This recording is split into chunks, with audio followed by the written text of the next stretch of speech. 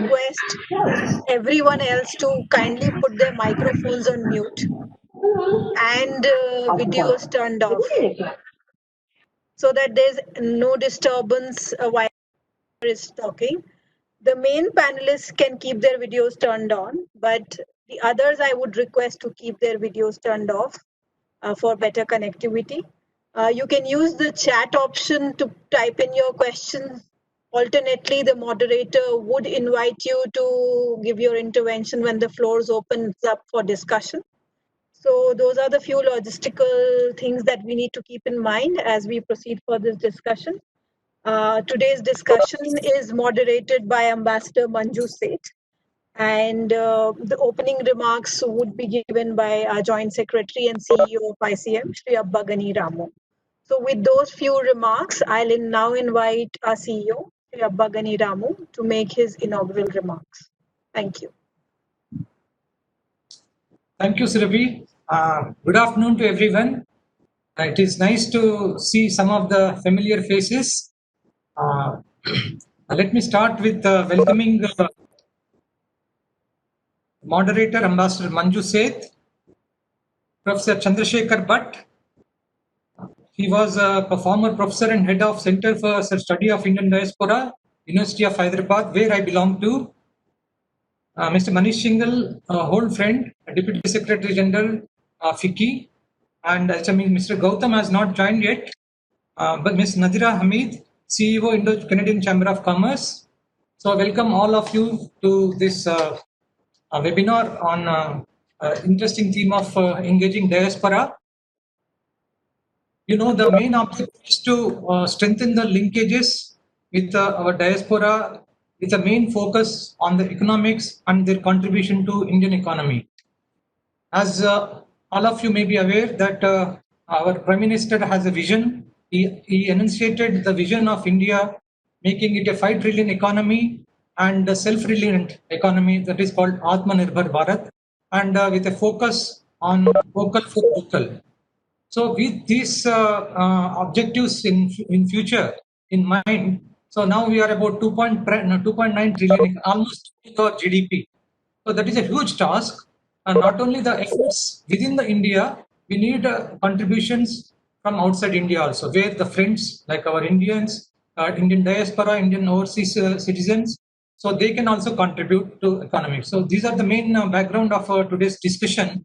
So let me briefly tell you what we have been doing so far. So for engaging diaspora, first let me talk about the strengths. So as you know that there are about 32 million Indian diaspora, both including persons of Indian origin and non-resident Indians, which is generally about 60-40. And their contribution through remittances, which is highest in the world received by any country, that is about $80+ billion per year. Of course, the talent and the skills of this diaspora have been very well recognized across the world. So you know that I need not to reiterate that their contribution to the major economies like US, UK, Europe, and of course some of the Middle East countries. But our engagement with the diaspora has been very strong. Particularly, I can classify our engagements into 4 categories. It is called 4 C's. That we care and we connect, we celebrate, and we make them to contribute for India. So other 3 aspects are not important for this discussion, but let me briefly mention for your background. The care is to take care of their needs in difficulties. For example, the COVID, which is a huge problem for both NRIs and PAOs. So such instances and such difficulties, of course, we take care. But in normal circumstances, there are many issues. So for which we have various schemes called 24 hours helpline and Madat portal, where they can lodge their complaints and we redress them. To connect with the diaspora of previous 2, 3, 4 generations, we have various schemes, particularly the young diaspora children by Know India program, which they visit in India for about a month to see, understand, they go to different parts of India. And of course, there is a scholarship program for diaspora children. So there is also called Bharat Ko Janiye Quiz. These are the general initiatives. Of course, celebratory part is very well known to all of you. It is Pravasi Bharatiya Divas and Pravasi Bharatiya Samman Awards, which are given every 2 years, which when PVD is organized. The most important part, which is relevant, is today is the contribution to development of India, contribution to Indian economy. So there are many aspects, as I mentioned already. One is that remittances, which is about $80+ billion. But in addition to remittances, that we want them to contribute through technology transfer. For example, the Bengaluru, which has become an Indian Silicon Valley, which is a strong links with Silicon Valley in US. So the Indians who are in Silicon Valley of US could contribute for developing another Silicon Valley called Bengaluru in India. So that is an example to give how they can contribute. And of course, there are many aspects like a recent event called Howdy Modi, where that India's image could be projected, where it is a big event and many people who do not know India before or do not know about the Indian economy, Indian economic facts, they came to know. So there are various ways of their contributing to Indian economy. But most important aspects are for technology transfer is there is a initiative called Global Initiative for Academic Network, where the persons of Indian origin who are in excelling in different fields of economy and science and technology, they can come and briefly visit and contribute their wisdom to our academic institutions. That is called Global Indian Network for Academic Network. And of course, there is another scheme called, it is a joint research called Vajra, visiting advanced joint research. So that is also being implemented by Ministry of Science and Technology. So in addition to this technology transfer, of course, the other major aspect which they can contribute is bringing investment to India, foreign direct investment to India. So that has been successful in some of the cases where they played important role convincing the foreign investors and in their country of residence, and that has resulted in substantial increase in FDI. So, to conclude my remarks, to make India stronger and developed country, and with this vision in our mind, I think there are many issues which can be resolved once we reach that stage, for which the active contribution and active engagement of diaspora is required. And with these few words, I wish to hear from all of you and welcome once again, and very much looking forward to hear from all of you. Thank you so much.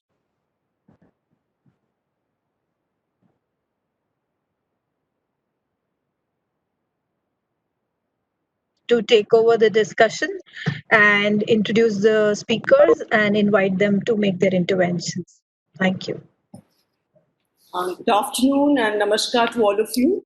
It's a pleasure to be here this afternoon for this very interesting webinar. And Joint Secretary Mr. Ramu, the CEO of the ICM, has rightly put the focus on how the diaspora can contribute and the schemes that the government of India has put forward to engage them and attract their contribution. And our webinar will focus on different aspects, and I expect all our speakers to be able to give their views, of course, and also suggestions. And our very first speaker today is Professor Bhatt, who is currently an independent researcher in diaspora studies. Previously, he was a professor and head of department of sociology at the University of Hyderabad, where he founded and directed the Center for the Study of Indian Diaspora. Recently, he was nominated by the Indian Council of Cultural Relations to deliver lectures across colleges in Guyana on the end of indentured labor practice and an emerging global India.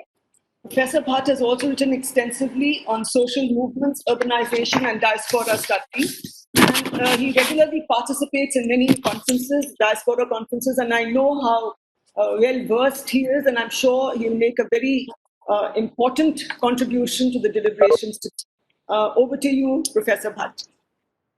Thank you, Professor Ambassador Manju Sethji. So delighted to see you after the couple of discussions we had in Sada's organization. We have been meeting there across. It's a very interesting theme for discussion, the living roots, the living root bridges between India and Indian diaspora. And I think before I talk about these roots, let me also see the layers of the diaspora, how these different layers of diaspora are seen, and then we come to the roots. And before I get into these layers, I recall one of the very interesting studies by a British thinker, Hugh Thinker, who wrote a book, one of the first works on Indian diaspora called The Banyan Tree. Now, he talks about the tree, not so much about the roots, because he assumes that this tree goes beyond, the branches go beyond and get rerouted there in the land wherever they have moved to. So this is the concept which came up initially under number of scholars, and the idea is taken from Rabindranath Tagore. And yes, Indian diaspora has spread its roots globally. And as as Secretary mentioned just now, that we are more than 32 million, and Indians are spread in more than 210 countries. This is what the latest information according to the website you have. And now this group is a very complex group. It's not just if I say Indian diaspora, sometimes I feel I miss lots of things because it's a Indian diasporas, because Indian communities are in different levels or different layers. The first layer, all of us know, was the layer formed during the colonial times, the indentured labor, which migrated to the countries under the British rule to distant lands like Caribbean countries, then to the other side in Fiji, Australia, and so on. So we have far and wide Indians dispersed. And the first layer essentially is formed by the people who went there for sugarcane cultivation and people, able-bodied people from Bhojpuri region. So this is the one layer of diaspora. And I would prefer often, in order not to confuse it with the second layer, would call this as a PIO diaspora. These are people of Indian origin who moved there for more than 100 years ago.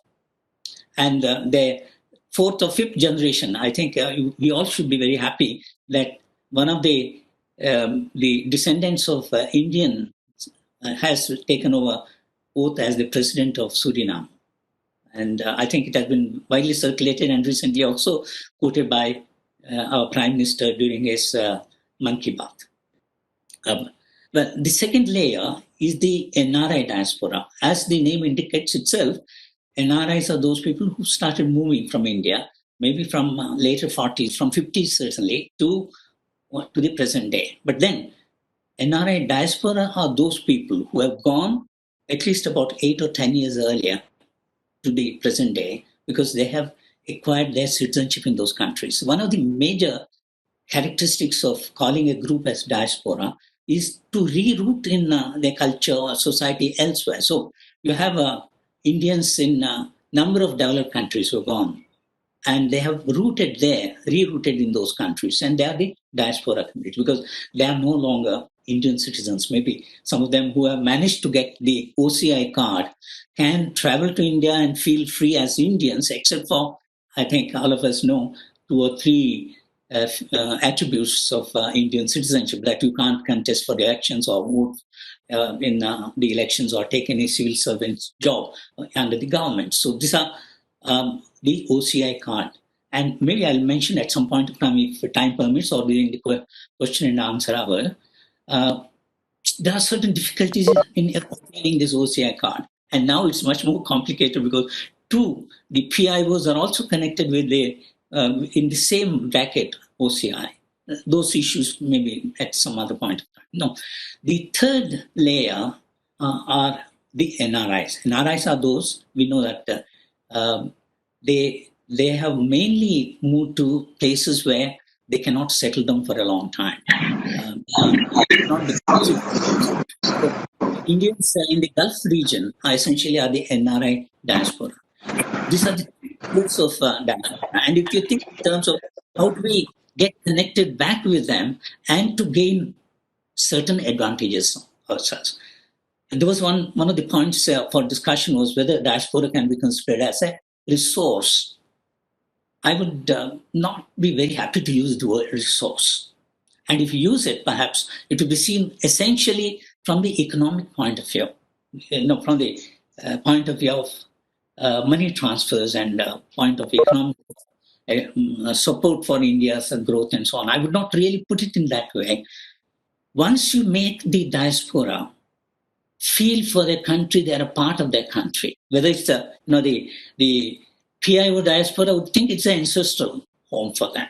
They are equally very emotionally connected with India as much as other Indians who are, we are talking about the NRIs or NRI diaspora and so on. So the need is that they have to be provided certain incentives to feel at home when they come to India. I think the number of measures have taken, I'm sure, after the magnum opus policy statement made by high-level committee under Singhvi, that we have a number of new initiatives taken. Because till then, I don't want to go back to the history and say we didn't care much about them. Out of the 4 kids, now I think we have started caring them much more after 2000 onwards, from the dawn of new millennium, because all of us know that the high-level committee was formed in order to provide certain basic recommendations for the new policy, and I recall that in this new policy, one of the mandate for this committee was country-specific plans of forging a mutually beneficial relationship.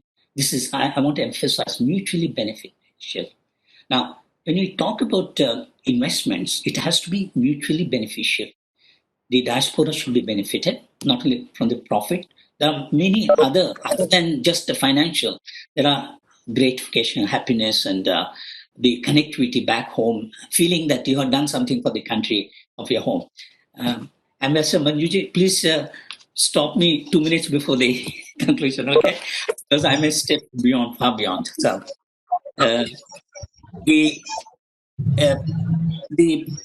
mutual benefit for both the groups, the India and Indian diaspora, and for facilitating their interaction and participation in India's economic development. No doubt, all of them know India needs to be developed, because when they find India developed, the diaspora is more than happy when they find India advancing. I'm sure when India sent at one point of them more than 100 space to the from Bangalore center, everyone is so delighted that India is doing well, and when India has acquired many laurels on science, technology domains, etc., Indians everywhere are very happy. So the heart of Indian, wherever they are connected with India, whether it's the PIO diaspora or NRI diaspora. The NRIs, absolutely, you don't have to ask them, please invest in India, because they can't invest elsewhere. Maybe they can think of other countries, but by and large for them, the home, their place where they come from, they would like to perhaps go back. And you see in places like Kerala, you have a huge investment made by the NRIs, and so much so, quite a bit of NRI investment is not productive. You'll find huge bungalows in the center of a huge property where there's no houses anywhere around. That's the way Kerala landscape is. So you'll find here and there the architect built houses, and I'm told one of the largest houses in India, in Kerala, is built. I think it has 140 rooms or something like that. In Kerala by a Keralite from the Middle East. I think recently he expired, so it was covered extensively in many of the media coverages. So then you have to really channelize them. The state and the people have to see that how these resources which they have earned very hard can be channelized. So state need to be proactive. Let me come to another aspect of diaspora. We have been saying diaspora, Indian diaspora. Then again, I would say there's more of Telugu diaspora. Since I'm in Hyderabad, I can talk about, and my students have worked on Telugu diaspora, Punjabi diaspora, Gujarati diaspora. Why I'm saying is these are the states where they have reached out to the diaspora and seen that how the landscape of Punjab can be changed. You'll find in Punjab model global villages. You'll see in Punjab the latest, one of the latest sports stadiums, again from the Punjabis outside, from Canada or from the US. So you'll see the latest hospitals in Punjab. These are all contributions of the diaspora. So there is a need to couple specifically the Indians with the Indian diaspora, and the natural coupling will be from the regional perspective. So I often emphasize there is a special need from each region. And today we have a region and a state coinciding with each other. Like Andhra, former Andhra state was a Telugu state. Today, of course, we have Andhra and Telangana, but then it's a Telugu state. And Punjab is, it's a Punjab. So each state need to be proactive and formulate certain essential linkages possible with the diaspora. They know who are these important people in the diaspora. So one thing, to have a list and connect with them and provide certain schemes. Since I mentioned about Punjab, let me go a little more into details since I have made certain studies on this. What comes to my mind is a scheme called Mera Pinda. Mera Pinda. Mera Pinda is my village. Now, that title itself tells all Punjabis, wherever they are in the diasporic context, that Mera Pinda is something which is very emotionally connected to me. And I would be ready to do whatever I can beyond, after having my whatever needs I have in Canada or in US or Britain and so on, I would like to do something for my village. So you have to connect the villages to the people on the other end, the diaspora. This is one of the major tasks, and it's one of the ways in which we can connect back. So Punjab, Gujarat, even Andhra Pradesh has taken quite a bit of care to see that Telugus outside Andhra Pradesh, I'm talking former Andhra Pradesh, even today, you have Telangana reaching out the Telangana Telugus outside India, as so much is, Telugus from Andhra Pradesh. So I recall there have been certain NGOs, for instance, the Bairaju Foundation was one of them, where a student of mine who has worked on diaspora, Telugu diaspora, went and worked to connect, find out certain locations, linkages where from people have migrated from Andhra Pradesh, and connect them to Professor, 2 more minutes.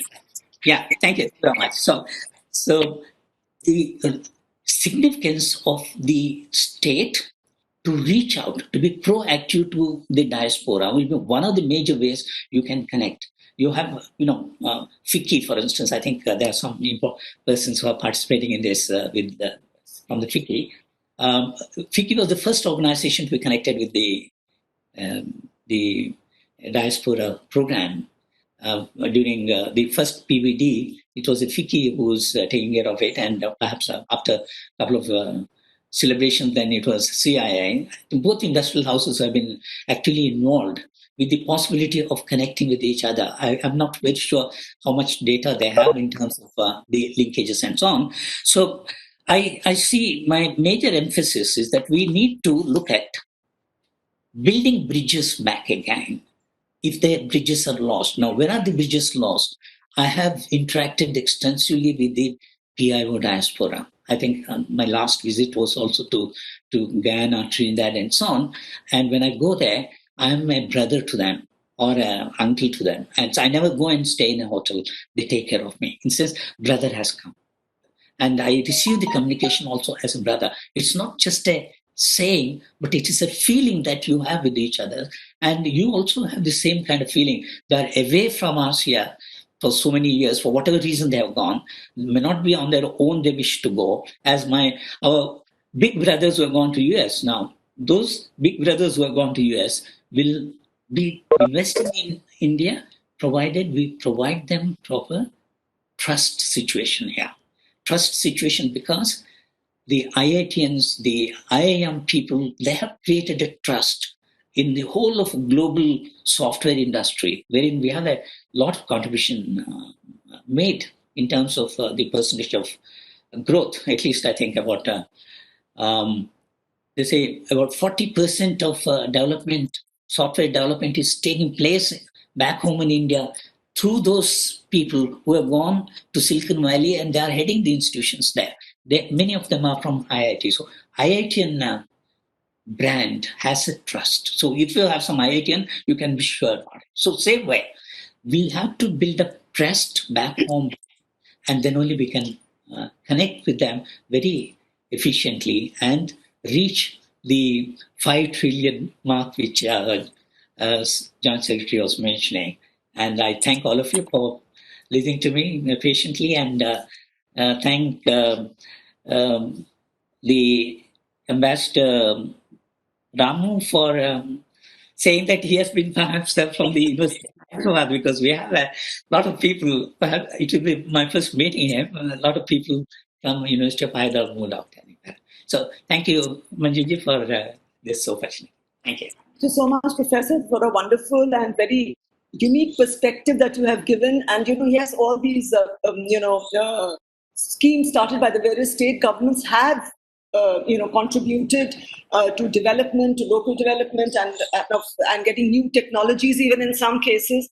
And yes, a wonderful suggestion that to convert Bengaluru into a kind of Silicon Valley. Already it is partly there, but I think a lot more can be done. And these young, innovative scientists or techies, I should call them, should all connect together. And I think get up to a certain level. Thank you so much. And yes, linkages are very important, but thank you so much. And we can come back to, I think, later for your further inputs after the other speakers have spoken. Next speaker is Mr. Manish Singhal. Good afternoon, Mr. Manish. Mr. Manish is the Deputy Secretary General at the International Division of FICCI, that is the Federation of Indian Chambers of Commerce and Industry. At FICCI, he oversees the organization's global outreach initiatives and furthers the business interests of the Indian industry. Prior to FICCI, Mr. Singhal spent 22 years working with major Indian transnational companies. So he's really in it and should be able to really help and make a meaningful contribution to this whole discussion today. From the practitioner's point of view as well. And in these transnational companies such as Tata Motors and Eicher, his career involves immense exposure to global multicultural business environment, covering over 60 countries in addition to India. I think that's a wonderful CV, and I look forward to, or we all look forward to your views in the matter and of how this today's theme and how we can put it into practice, and any ideas, suggestions, and how we can make it easier for our different areas of our diaspora, as mentioned by Professor Bhatt, to be able to contribute to the economic growth of India. Mr. Manish Singhal. Thank you. Thank you, Ambassador Seth. Mr. Abagani Ramu, Professor Bhatt, Professor Gautam, Ms. Nadira Ahmed, Shri Piyush Gupta, and of course, Dr. Surbhi Singh. Dr. Singh, thanks for getting all of us on this platform. Good afternoon, ladies and gentlemen. Before I start, on behalf of FICCI, I think we all should pay a tribute to all our frontline warriors who are helping us fight COVID in India. And in fact, many of our overseas Indians are doing the same in their countries of residence. So with these words, I think Professor Bhatt has been very kind enough to already introduce a little bit of FICCI and as to why FICCI is here. But just to add a few things, like Mr. Ramu mentioned, not only the first PBD, but of course the last 4 PBDs we've been involved. We've also done Diaspora promotion sessions with Kerala State, with UP State, because like Professor Bhatt mentioned, all the states are having their own strategies. I must thank Professor Bhatt for qualifying when the various categories of overseas Indians. So I was also about to mention about differentiating a little bit between the diaspora, the NRIs, and the migrants, and of course we have a students category, just a subcategory which I must mention also includes the Girmitiyas, who are the second, third, fourth generation Indians who actually went to the Caribbean islands or Pacific islands and even South Africa, which are the main hubs. And they are largely from the UP and the Bihar belt, and they went mostly overseas during the British rule. So, since there is a very wide variety or categories of overseas Indians, I would probably tend to qualify my discussion as for overseas Indians rather than only diaspora. So, these 30, 31 million overseas Indians are across these categories and across geographies. Some figures say we are there in over 200 countries, but definitely it could be 125 to 150 countries. And this starts from China. In fact, my colleague from FICCI China, who's on the session today, he himself is a second, third generation Indian in China. And of course, we have major hubs in UK, Canada, US, the Gulf, and Middle East, of course. And probably the hot destination today is Australia. So I'll just give you a little bit of background as to how we've been contributing economically in some of these hubs. To start with UK, because Dr. Surbi was kind enough to refer to the FICCI Diaspora report released in UK.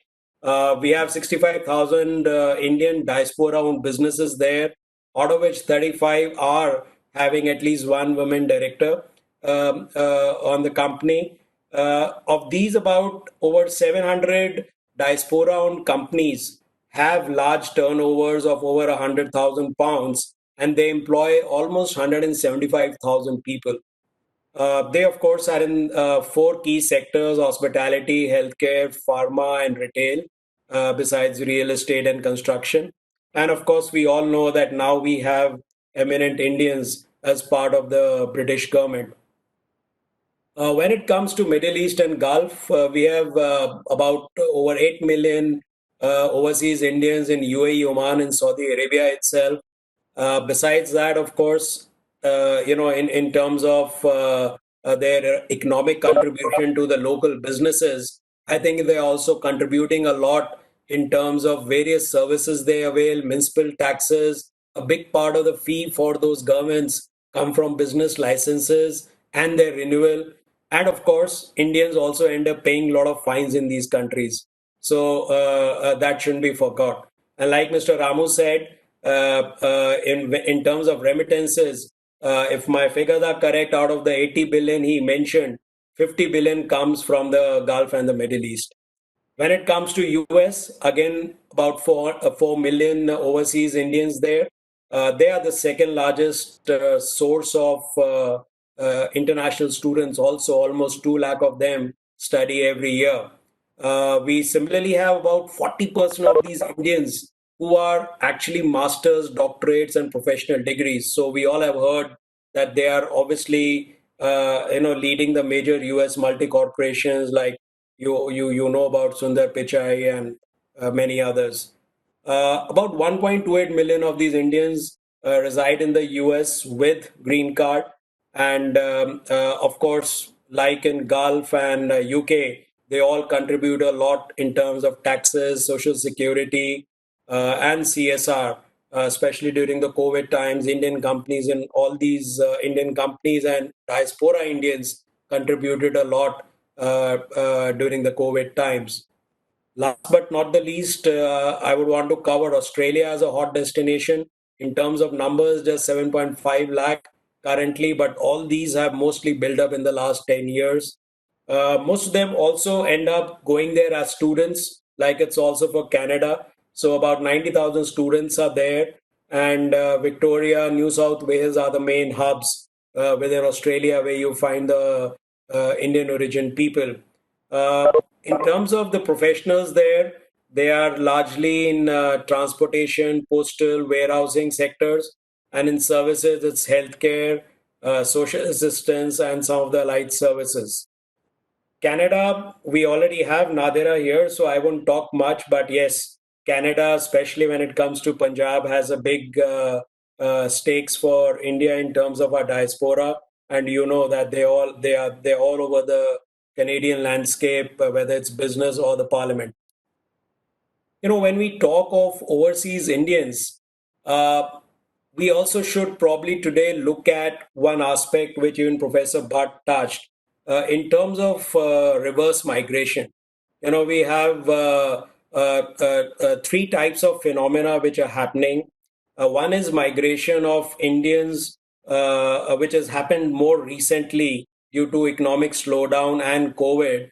These are, you know, especially from the Gulf and Middle East, these are highly skilled vocational resources who are returning due to lack of job. Second is high level skilled professionals, whether it's engineers or research people, doctors, who want to return to India and be part of the growth story here. And third, of course, the way our diaspora wants to give it back to the country is by way of investment in our social programs and economic growth. Now, is the Indian government prepared to look at this sort of reverse migration and what the policies are existing to encourage that sort of a reverse migration? Before I talk of that, we also need to see that this reverse migration is somewhat of a double-edged sword. While we get very highly skilled Indians back and who can contribute to our economic growth, there is also a challenge that in a slightly slowing down Indian economy and increasing unemployment growth, it could face some problems for us. At the same times, you know, the very high amount of remittances which come are another area which could get impacted. So, keeping all this in mind, on behalf of Fiki, I would probably like to leave you all with five suggestions. You know, we need to look at upskilling of Indian vocational migrants, you know, who are into basic vocational skills like plumbing, electricals, and even basic engineering. We need to have a more aggressive upskilling program for them. The OIA division is already working on it, but probably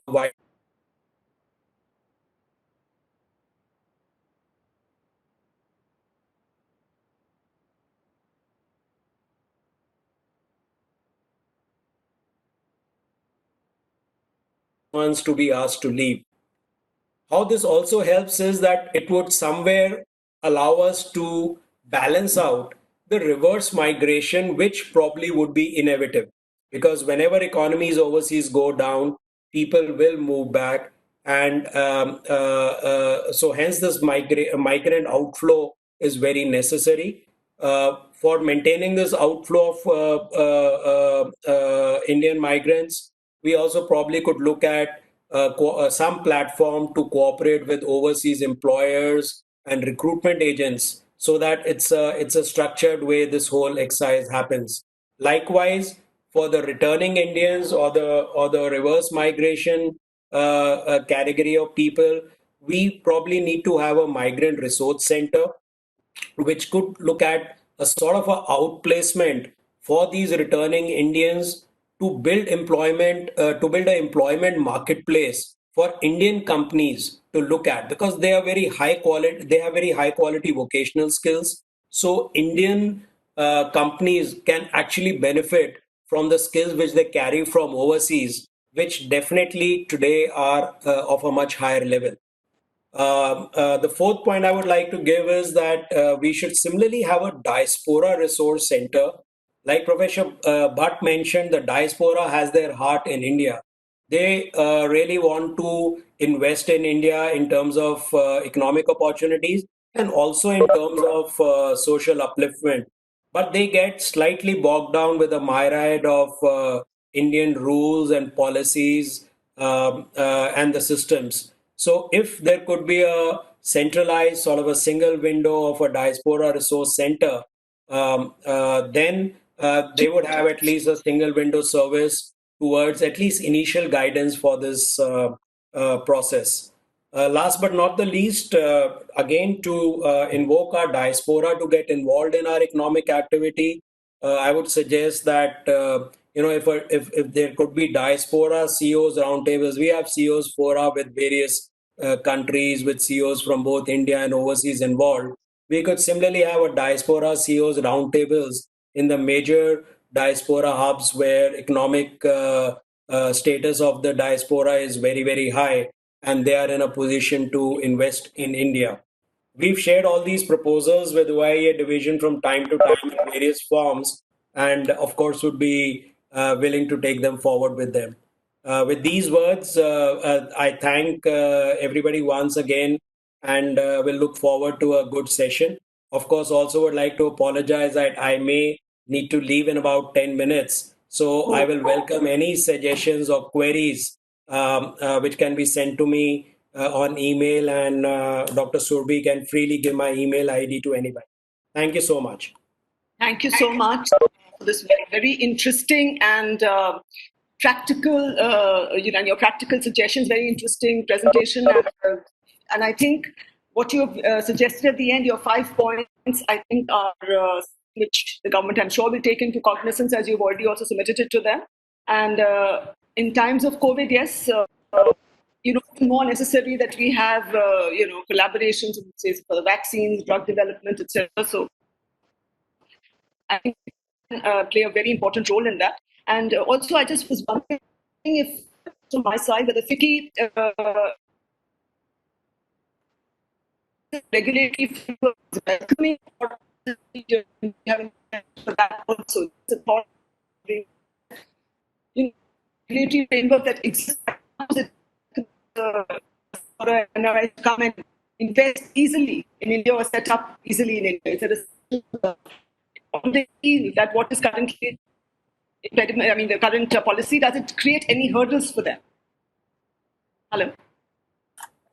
Yes, sorry. Yeah, I think I lost you in between. Your voice was cracking. Was it a question to me? I was just asking whether you feel the current regulatory framework is welcoming for diaspora to come up and set up in India, or invest in India. See, the regulatory framework has the same challenges for all foreign companies, and that would remain the same for the diaspora. Frankly, the same framework applies to Indian companies also. So they say that it's the same challenges for us. So that's why we suggested that if we could just have a sort of a diaspora resource center where they know where to come. In some of the recent PBDs, we did try to give it a business element with B2B and B2G meetings for the diaspora. So that's what we've been hearing from them, that if they know where to go, and probably a business chamber like FICCI could handle that center, then they would get a starting point, and then of course they have to follow the same procedures as applicable for everybody. No, that's right. But I remember that FICCI had set up a kind of facilitation many years ago. Is it still functional to do hand-holding companies, and especially the NRI companies and PIO companies? Is that still functional, or no? That was not being done by FICCI. That was not being done by FICCI. That was being managed by the OIA division only, or the erstwhile MOIA. So I think that got also dissolved. When the transition from MOIA to MEA took place. So, but that's what the idea was, that we bring it out in a different way. That also had very limited teeth, so it couldn't really help too much. Right. Thank you so much, Mr. Singhal. And yeah, sure, you have to be a little early, but I'm sure the questions and all can be passed on to you for people Absolutely. who have to get clarity on their queries. Thank you so much. Thank you. I will go on to our next speaker, Professor M.K. Gautam. Is he here? Professor Gautam? Professor Gautam is currently the Honorary President of European University of West and East and the Director of the Indian Diaspora Institute. He specializes in social, cultural, structural anthropology, ethnicity, Indian diaspora, oral and cultural studies, museology, and sociolinguistics. Professor Gautam has published widely within diaspora studies and has headed several diaspora conferences across Indian universities and abroad. He has received many national, European, and international recognitions, including the Vishwa Hindi Samman at the 10th Vishwa Hindi Sammelan in New York. Professor Gautam, over to you. Are you here? I saw his name just now. He's there, but I think, Master, there is some issue with his mic. I think he should be unmuted. He's been unmuted. Yeah, he's unmuted. Can we go on to the next person and come back to him? Or Professor Gautam, can you hear us? Yes, I can hear. Can you hear Please. me? Yes, we can hear you. Okay. Please go ahead. I have been trying to contact, but was not going on. Okay, then I would speak then. Yes, please do. Thank you.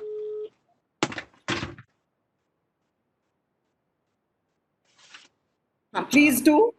Please yes, go ahead. Just a minute. Yeah. You can't see me, so it's all right. I can't help it. All right. First of all, I would like to thank to the Indian Center for Migration and other people, especially Ambassador Manju Seth and Professor Ramuji and Professor Bhatt and also Mr. Singhal. Now, as today, I have to say only two things. I think which would be the part of our diaspora section. First of all, we have to think in terms of what is an Indian diaspora. Of course, Professor Chandrasekhar Bhatt has told that there are two categories, and in those categories we can see there is an Indian diaspora. And of course, we have taken this model from the Chinese diaspora. This is known fact. He also said that High Commission report was also created, and that's why in that after that report, these two categories were created. Of course, now the question is that as this conference is on Indian diaspora and their economic contribution, now, my problem is here, and I think this is the real problem. The first categories of PIOs, they could not remit anything because they do not have the families there. They did try to contribute some sort of informal business with India. That's a different story. But on the other hand, the very important thing is, I think, which we cannot ignore, and that is the PIOs are not only in the PIOs countries, but after the independence of those countries, most of them came to Europe, and some of them went to States also. Now, my problem is, and this is the real problem, those people who came to Europe, like the Suriname Indians or Hindustanis came to Netherlands. From India, people went to, of course, England. And from the Portuguese colonies, they came to Portugal. And from the French colonies, they came to France. Now, these people, what they did try, they only came for their economic to develop the economic positions. And then they also wanted to settle in these countries. They settled, they got the passports, but the problem was they could only do the work as a petty shopkeepers because they lost or they left agriculture in their own countries, and they did not know anything about the entrepreneurship.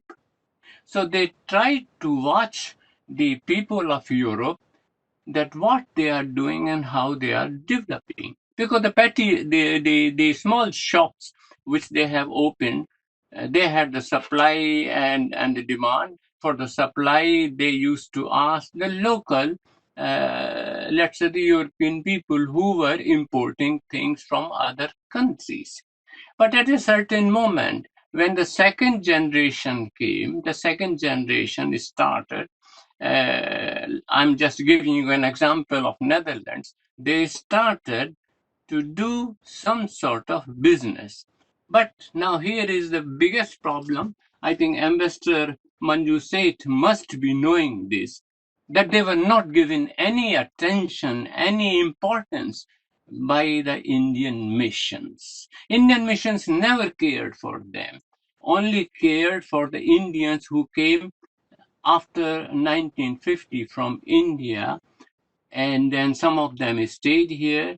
And recently, for the last 20 years, there have been the development of Indians coming to Netherlands and Europe, like the Tata is here for the computer things, software, technology, etc. They came to these countries.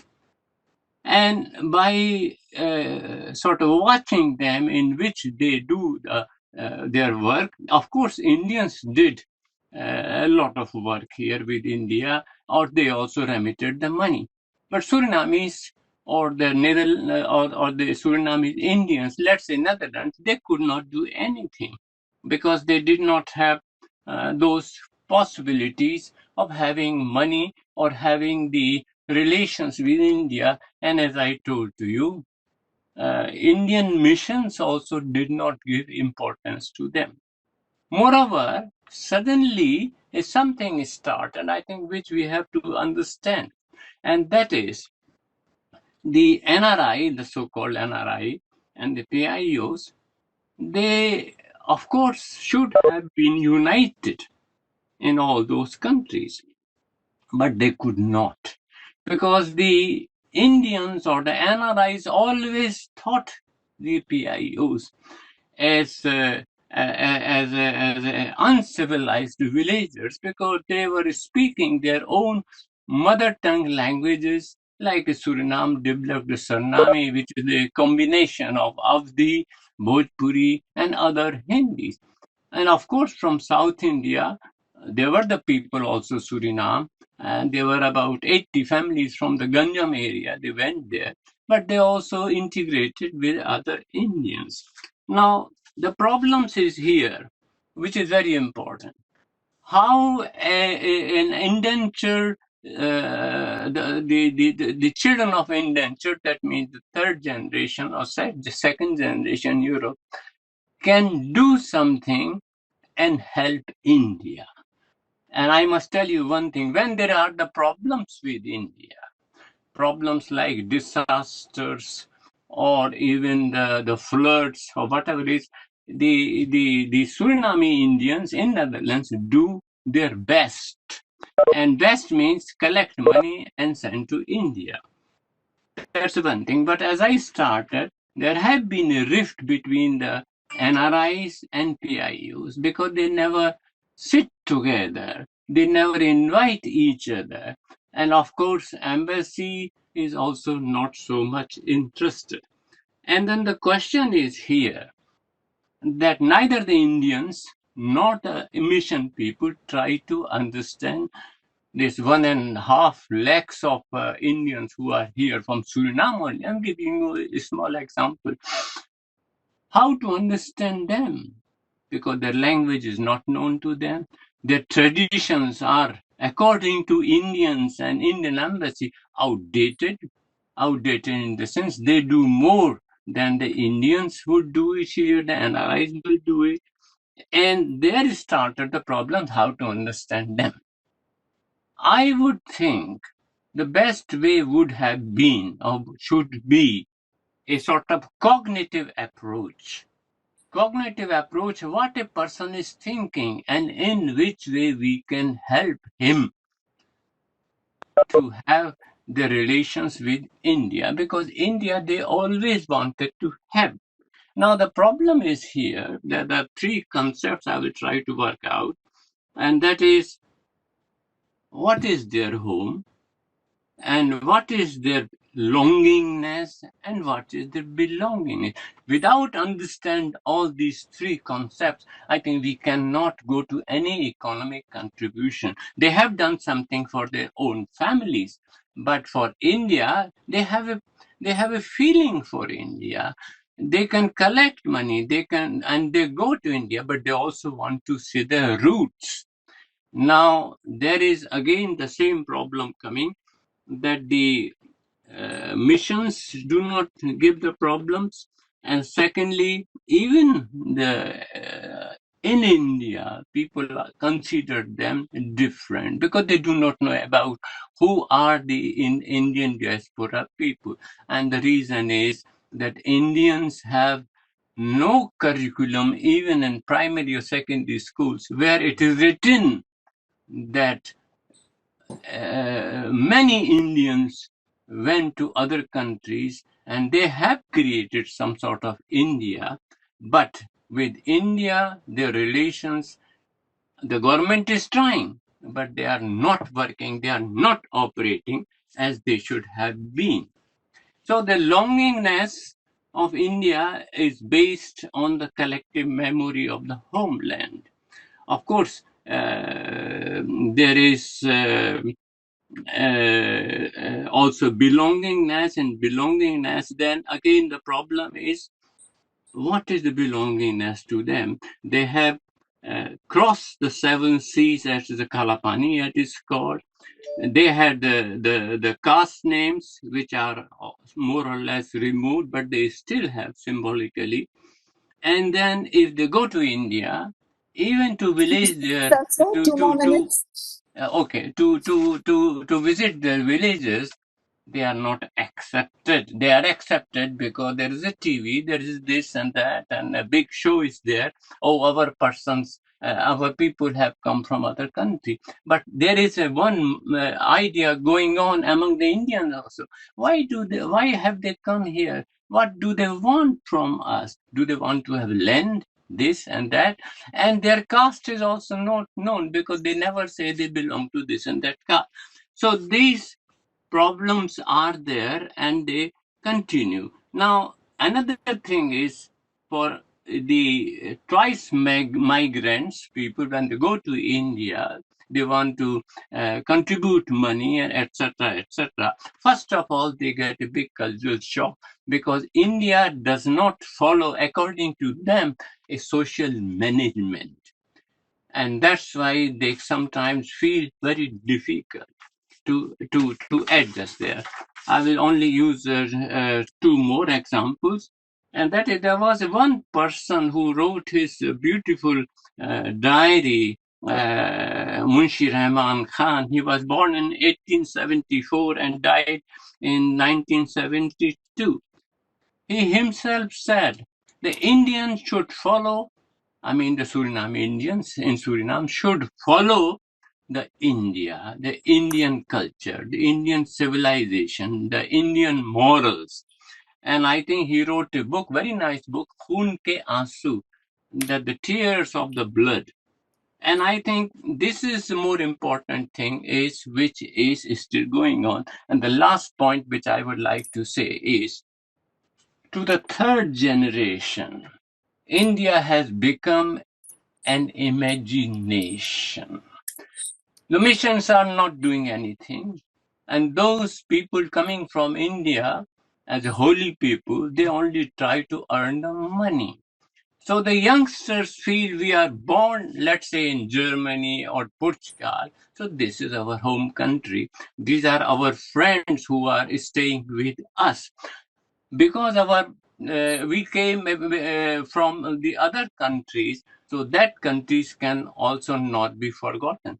But their great grandfathers or forefathers came from India, so there is some sort of belonging with India. But I feel we should try to do something that the Indian diaspora should remain one and can be of importance for India, because all of them, I'm talking about the PIOs, they want to have relation with India. They want to help India with whatever the money they have got.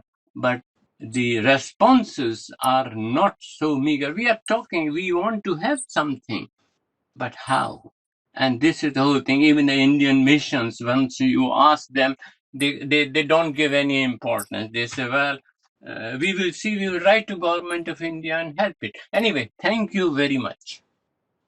Thank you so much, Professor Gautam, for that very interesting perspective, especially on the twice migrants. And I'm aware of this issue of the Surinamis from various people, in the Netherlands, and how they, somehow are not treated well by the other more recent Indian migrants. In the sense, they are considered as another community. They are not considered as Indian origin for whatever reasons. And I think we need to really needs to be changed. And I agree with you entirely that they all need to be made to feel connect with India, and we also need to reach out to them.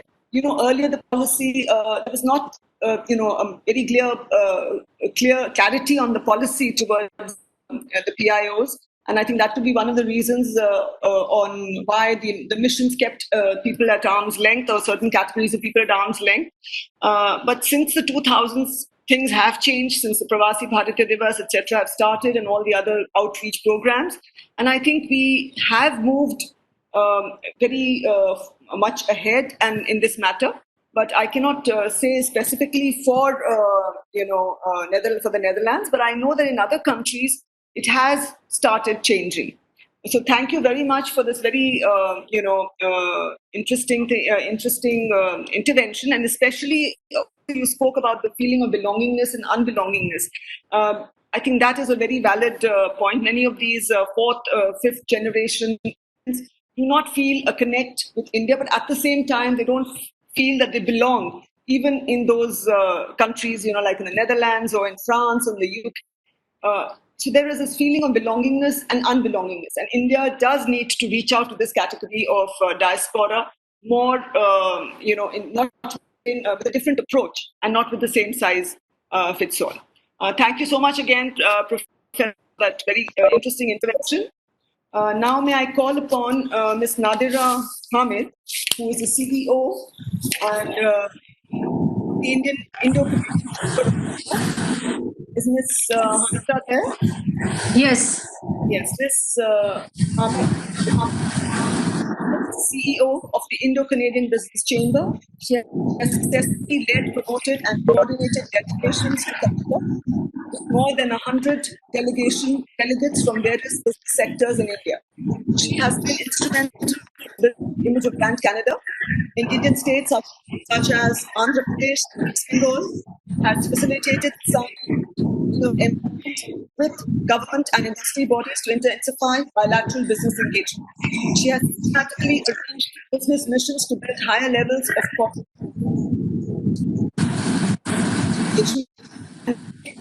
bilateral relations to be high.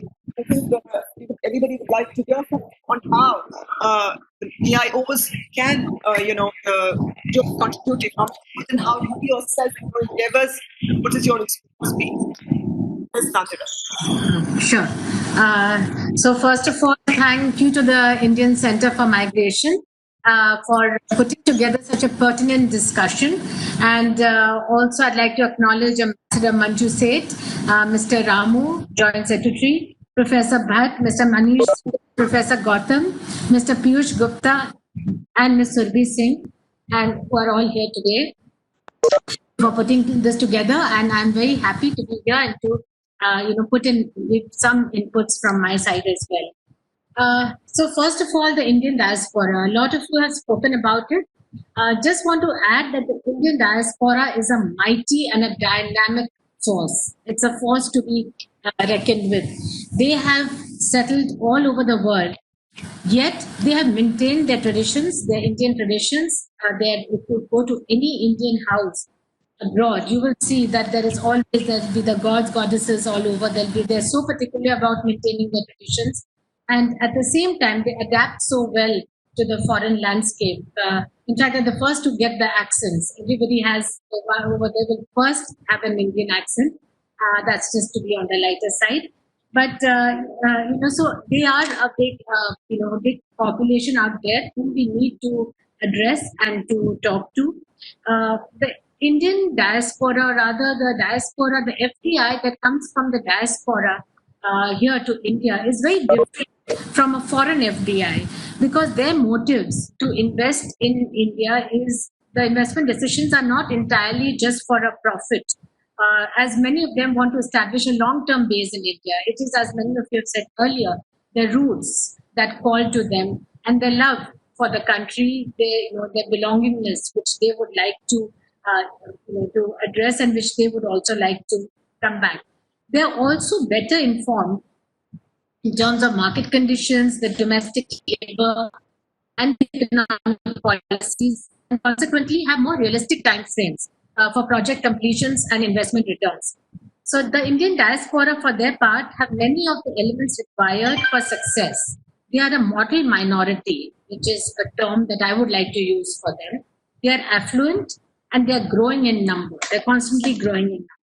And it is for them, as we have seen, that there is a lot of contrast, because whenever we receive a lot of the Canadians who come to India and who want to start business, they have sometimes not a very realistic approach to what understanding rather what business in India is, because we used to always say you need a lot of patience and perseverance to do business in India, whereas the Indian diaspora already understand the culture over here, the way the business works, and therefore it is much easier able to attract them to make investments here and to be able to have more business in India. Since I'm the CEO of the Indo-Canadian Business Chamber, and I would like to give my views from the Canadian point of view, from the Indian diaspora in Canada point of view. The Canadian Indian diaspora is one of the largest of the world and one of the fastest growing community in Canada. This makes them a national economic asset who should be engaged and deployed as such. In fact, Indian citizens dominate the list of new Canadian permanent residents, and many of them are willing to exert their influence in electoral politics and are engaged in multinational businesses and are thus highly visible. This makes for a ripe environment for India to aggressively tap on their potential. We have almost 1.4 million Indian diaspora in Canada. We have 4 ministers in the House of Parliament and 18 members of Parliament of Indian origin. The students are 6,40,000 at the moment. It started with 76,000 and has had, a tremendous increase. It is, I think today the students, the Indian students in Canada are much more than any other nation. And in fact, the Canadian High Commission in India, first when the agenda was recruiting Indian students, today that has become not such a major agenda of theirs anymore, because they feel that the Indian students are dominating in all the colleges and universities in Canada. Of course, when we have talks with them, we tell them that don't even think about undermining the contribution of Indian students, because when an Indian student goes to Canada, it is the whole family goes to Canada at some time or the other. The Indian student has a more capacity for spending and has more intention of staying on and also bringing money into Canada. Therefore, the Indian student in Canada is a very important part of their economy. And I will touch on this later as to how the students can be approached, and we can have some something which is totally directed towards the Indian student going to Canada. So we have, as I said, that this is the Canadian diaspora is huge over there. The other thing is that for the Indian diaspora in Canada, one thing that attracts them is to be able to invest in real estate in India. So you will find many of them that once they have done well, they would like to invest in either property or in houses, over here. So one suggestion is that this is from the government point of view, apart from, of course, the policy frameworks, which Mr. Manish Singhal also said, it is overall a generic situation that can be addressed later. But otherwise, it may be, home loans, bank loans are made easier for NRIs or OCIs as they're called now. That would, of course, be one big help. Also for agricultural property, whether if they could pick up agricultural land, because agricultural technology is a very big sector at this time for development. In India, and Canada has the best technology. Again, the Indian diaspora, another thing that distinguishes them is entrepreneurship, innovation, and the willingness to take risks. This is a big, big quality. They don't just play safe. So for them, again, if we have schemes mainly directed to them, there will be a lot of them who will come forward with investments, and we need to really reach out to them. A couple of suggestions that I've said, and again these are informal suggestions, but which I think personally would be really helpful. So number one is that, as we said, that there is so much of Indian diaspora in Canada. We wait for things like, say, Pravasya Bharatiya Divas, where we invite the diaspora to come here. We have a lot of business, B2B, B2Gs on the sidelines. We have awards for them. This happens once in 2 years. One idea would be if the ministry can organize people to go from here, 2-3 representatives of the government to go from here to Canada and to have sessions, especially for the diaspora. I know that there have been ministers or there have been the prime ministers gone and addressed them in huge affairs. But what I mean is concentrated to the diaspora in Canada. We go to these different places, address them, talk to them about what all are the opportunities available here, and ask them and speak to them on a one-on-one basis. The Indo-Canadian Business Chamber would be very pleased to work with this ministry to put together such a delegation, to put together such a mission, to go there with the idea of showing the Indian diaspora what the opportunities for investment into India are. We then take down what are the challenges that they would tell us what they face in doing this, and then we could probably put this all into a report and then seriously address these issues. That is one point. Secondly, also when the Indian students who go there, as I said, they are a large majority. These students go with the mindset of settling down in Canada. They go with either they will be doing business or they will be working there. These students also over there, when we go, or there should be some kind of an association where we can have a student community and address them, right from the beginning as to that what they are doing, whether they need any help, and then subsequently, once they have settled, you have a database that these are the new Indian diaspora that is going to be settling down over there, and start talking to them. Again, we as a chamber, we have already a student association amongst our membership, and we keep this alive. In fact, we have been doing, we have the MBA tours for the Indian students who go there, and we always talk to them as future residents or future NRIs. So this is an important community that we must talk to. We must, when I said that, when we have these awards once in 2 years, if you have government representatives who are going to go there on an annual basis, address the diaspora there, you could also have small awards, because a lot of these Indian diaspora do very well in business, and amongst themselves in Canada, there are always some award or the other to the best business, that one who has made a lot of contribution, etc. And we are invited, or because we are in this school, we are given information as to who's getting these awards.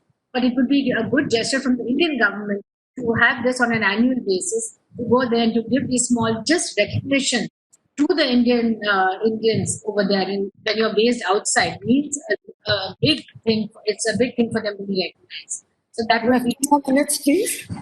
Okay. Lastly, I would say that we had a a session with the Minister of Rural Development with our Canadian in Canada. And one thing that she said is that we could have this adopt a village scheme, because that would be good. This would be something, as has been mentioned earlier, that the Indian diaspora in Canada would be very interested in. And I think this is one thing that we can do and talk about. Lastly, the roundtables for diaspora, for Indian diaspora in Canada. As again Manish Singhal said, we'd be very happy to collaborate with Vicky and have these roundtables. This is all that I would like to say, and we are available for any more suggestions, discussions, roundtables. But we're very happy to address the diaspora and see how we can get them not only to invest in India, but to also get from them what are their issues, challenges, what are their thoughts, and put it into a report which we can all share. Thank you so much, Ms. Nadira, for that very interesting perspective, especially Canadian perspective, and how the NRIs and PIOs could be further facilitated, and how they're an important element in Canadian society as well, and how they would like to invest and be associated with India. Again, suggestions are excellent. They need more encouragement, more acknowledgement, and of course, generic issues of doing ease of business need to be addressed. And I think that is a wonderful suggestion that you've given about adopt a village scheme, something on the lines of what Punjab is doing. But they could do it, other state governments could also do it. And I think in Kerala also they have something on the lines of that. But across the country, you can encourage them and encourage this kind of scheme. Thank you so much for this excellent presentation.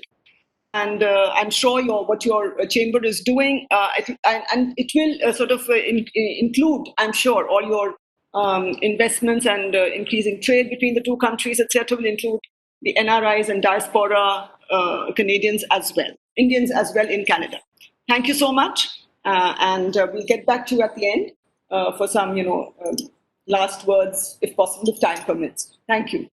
Now, before we go on to question answers, I would like to acknowledge the presence of Mr. Munish Gupta, who is the Vice President of the PIO Chamber of Commerce and Industry and Managing Editor of PIO TV, to say a few words to everyone here. Mr. Munish Gupta, are you there? Yeah. Yes, can you hear me? Yes. Good afternoon, Mr. Manju Seth and Mr. Ramu. We have interacted. I haven't had the fortune yet of meeting Dr. Surbhi Singh, but I'm sure that we will. It's good to see old friends here, Professor Bhatt, Professor and some of us old fogies back 1989 birth of absolutely, yeah. That's so nice. Being back 21 years. So what I like to say here, and duly acknowledging other people present here. It's been quite a transformation. It's quite a coming of age and time as India has started to actually engage with its diaspora in meaningful ways. And it started with Pravasi Bharatiya movement about 18-19 years ago. And some of us have been involved from the very beginning in terms of planning and over the years bringing into the Pravasi Bharatiya movement, the No India program, Study in India program, then the Youth Pravasi Bharatiya, and then joining this term of economic engagement with the some issue of audibility. So, but can you hear me? Just tell you very clearly. Yeah. Can you hear me? Yeah, now it's clear, Manish. Yeah. Okay. So what I wanted to focus was on economic engagement and having heard everybody. Sorry. No? Maybe you could for a while because we can't hear you. Straight away. Just switch off. Yeah. Maybe I removed I took off my video. Yeah. I think that would be good, Manish. Yeah, that's a bandwidth issue. Yes. So over the years, I have been very particularly enthused with the fact that we want this economic engagement of the Indian diaspora now with India. And I think that's the issue we are discussing here. And in the modern context, I think in the last 6 years, if one looks at how the government of India has actually enhanced and improved and the engagement with the diaspora, I think one important thing that we realized was that there are many challenges faced, whether it's the PIOs or OCIs or many generations of different kinds of overseas Indians with India. And one of the good things that came out of it was, after having discussed this with the Commerce and Industry Minister, beyond the Ministry of External Affairs, this year, I don't know how many of you know, but on 10th January 2020 in Delhi, our Chamber of Commerce, PIO Chamber of Commerce and Industry, working with the Commerce and Industry Ministry, have launched what is called the PIO Investor Help Desk. This is a specialized pathway. Unfortunately, COVID hit, so we have not been able to promote it as we could have or should have. But we are going to do it because we had a session again on 25th May with the Secretary CPV and OIA, Ambassador Sanjay Bhattacharya, and we are going to take this forward. What we have done is, we want to actually, beyond understanding the issues, Professor Gautam and many others have explained the different issues with different generations and different types of diaspora. But I think the most important thing is to showcase the new India with its new policies and new focus and thrust areas that are available for all sorts of economic engagement. And I wouldn't call them only investment, because I think as Atmanirbhar Bharat and every country starts focusing on manufacturing in their country, there is going to be a sizable contribution that the diaspora can make, and India would want to do trading from India. So the export-import business will become also a very important part of this economic engagement, and the diaspora as pivots and foundations in the countries that they have been living in for many years could become a very important gateway for imports into those countries. So I feel so I'll just conclude by saying that certain ministries, like Ministry of Corporate Affairs, at the central level, I'm talking about, beyond the state governments, which I think now MEA has got officials which it has placed in every chief minister's office, pretty much.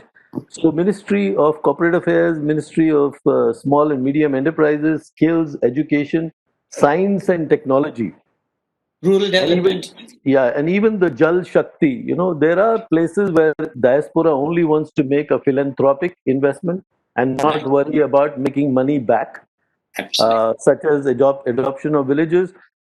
So, and the last thing is youth. I think we need to seriously engage the diaspora youth. I have two sons, and one of them studies in India, so he's very intimate with India. The other one went to school and college in America, so he has less interest in India. But we see the opportunity to bringing the youth together. And I think the youth of India and the Indian diaspora youth are going to occupy very significant positions, social, political, and economic, in the near times, in the very short, next 10 years or 15 years. So I think bringing them together would help this subject and topic a lot.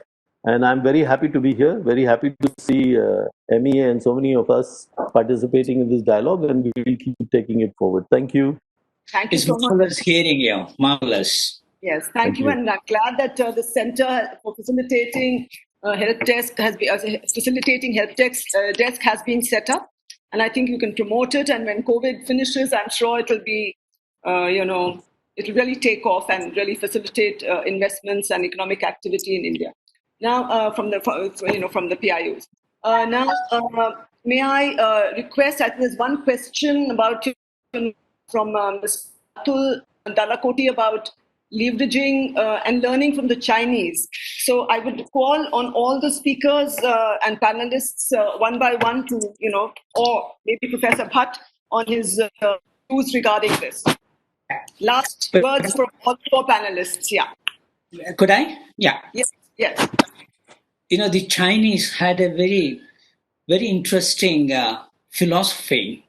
I came across in some writings that Chinese from all over the world were willing to send their people for burying in a Chinese village where they came from. So there is a close contact with the Chinese village. from all over the overseas Chinese. So that is one major philosophy which took them in all possible ways, including investments in the village, because whatever they did there, it was helpful for them in the future beyond the life. That's the philosophy they had. And I'm sure we need not have that kind of philosophy. Even in India, I see lots of projects which have come up in medical fields and so on. These students who have gone there to US from here, from a medical college, they got together and were ready to build a super specialty hospital in a rural context in Andhra Pradesh. I have come across this. It's a philanthropic mode. So you have a huge resource outside. All that we need is how do we tap it? How do we channelize it? How do we get these people? And surely I've come across several people, huge business magnates, I'm sure. Manish should know. There's one, Dave Gosain. You must be knowing him pretty well. He's an industrialist owning land with lots of oil coming out of his land. I had the opportunity of going to Trinidad recently, and he showed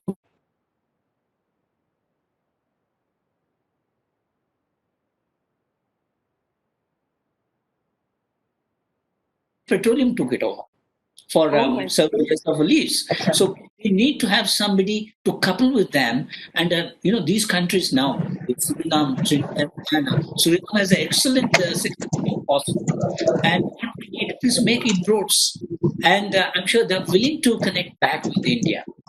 And, I mentioned that Suriname is president. That kind of a linkage is something marvelous which we need to really leverage. Take it all right. Thank you for. And I was to talk to you about the Chinese. Yeah, Chinese have made that kind of a linkage back home, and the resources have been coming back to China. Other than, of course, their own investments and their special zones, business zones, and so on, which they have harvested in course of time with a lot of investment from outside that helped them quite a bit. Right. So, yeah, thank you. Thank you. Thank you so much, Professor Bhatt. Yes, the Chinese story and the Chinese experience, I think, but we can take lessons or learn lessons from them and see how we can adapt to our situation. Would Professor Gautam or Mr. Manish, I think, is left. Gautam or Nadir, last words? Yes, Professor Gautam?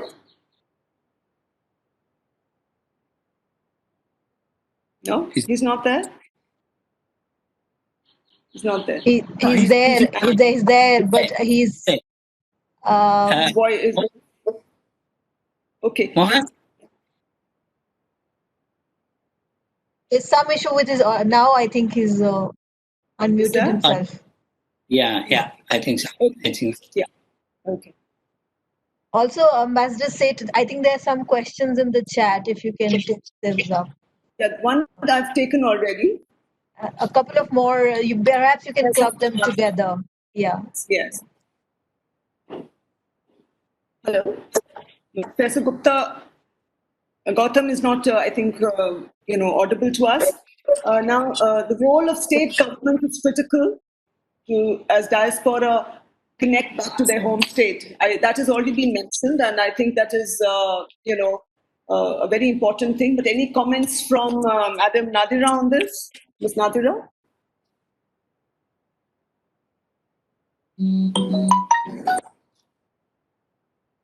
Can you hear me?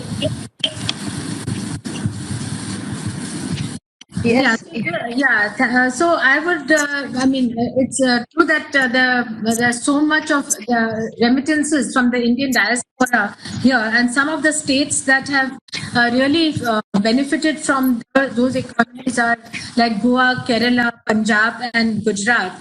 So, if we can just see the various aspects of these remittances and see the best utilization of them by adopting some best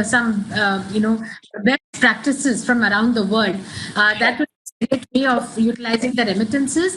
And people are very, not only about India, but they have a lot of love for their states. I know people who from Canada, when I meet them, that they want to either whether it's philanthropy or to start some business or even to donate to universities, colleges, technology transfer. They want to do it in their states. So maybe have a state-wise, a state-wise way of addressing the diaspora in Canada. Again, I'm talking about the Canadian diaspora, that we can talk to them and attract them to to do business with those particular states. But I feel that is the best way to go forward. Thank you so much. And there's one more question in the chat box. The Kochi airport raised money.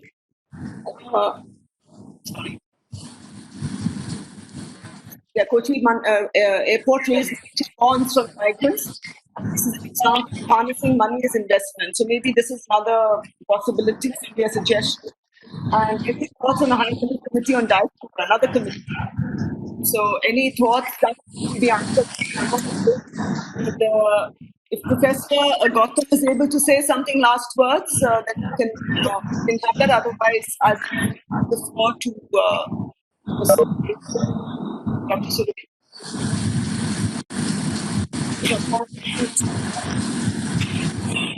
Professor Gautam, so thank you so much. Thank you for each one of excellent interventions, and that this will be very beneficial for our government as well. And your suggestions and interventions will be taken on board.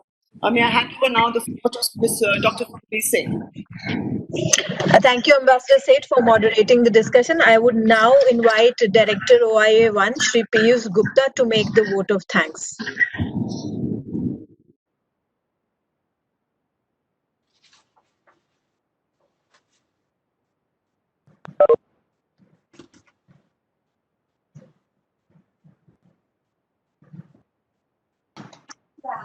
Piyush, sir, are you there? Yes, sir. Yeah, I'm there. Yes, sir. Good afternoon, ladies and gentlemen.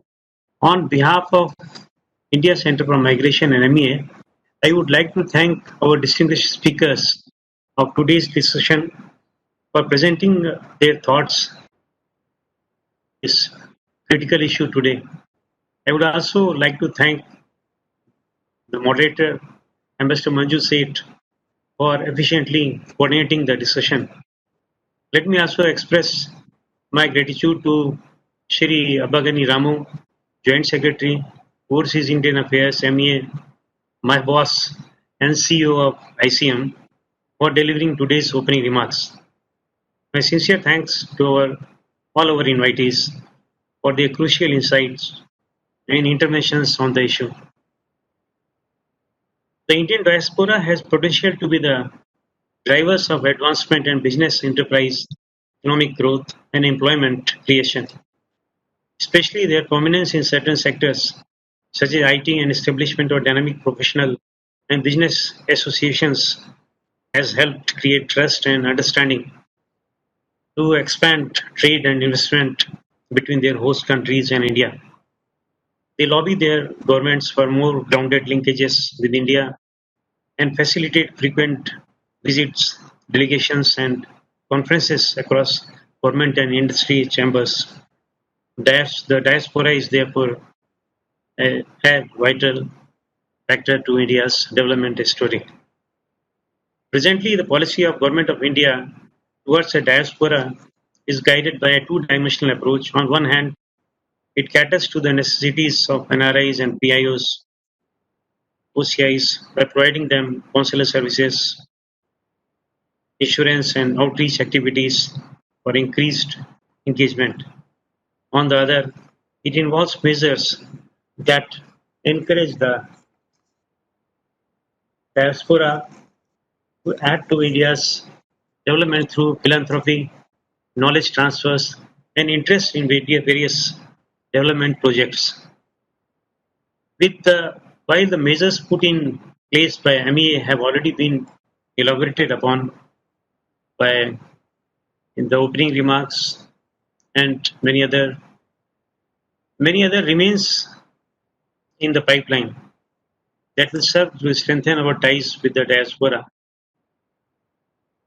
These virtual discussions act as the medium through which MEA is listening to the ideas of researchers, policy analysts, industry chambers, and all such other organizations on how to strengthen the linkages between Indian diaspora and their homelands. The ideas that emerge out of these deliberations will help us serve our people better. And let me assure you that MEA will continuously strive to ensure that the roots of our diasporic community remain firmly entrenched in our motherland through various initiatives, and that they continue to thrive in their host countries. I would like to once again thank you all for stimulating this lively and thought-provoking discussion. I'm sure the ideas that have emerged out of today's discussion will guide future research agenda of ICM as well as in framing of MEA's policies on the subject. Thank you.